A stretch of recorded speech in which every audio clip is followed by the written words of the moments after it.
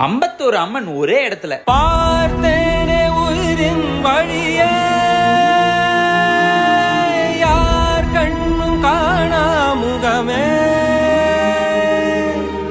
கல் என்று நினைத்தேன் உனையே. இன்னைக்கு நடக்கிற சிறப்பு இன்னையிலிருந்து தொடர்ந்து 10 நாட்கள் இங்கு நடக்க இருக்கிறது. அம்பாளுடைய சக்தி பீட தரிசனம். 51 அம்பாள். இந்த அம்பாளுடைய சக்தி பீடங்கள் எல்லாம் இந்த உலகம் முழுக்க இருக்கக்கூடிய கோவிலில் 51 கோவில் முக்கியமான கோவிலாக கருதப்படுது.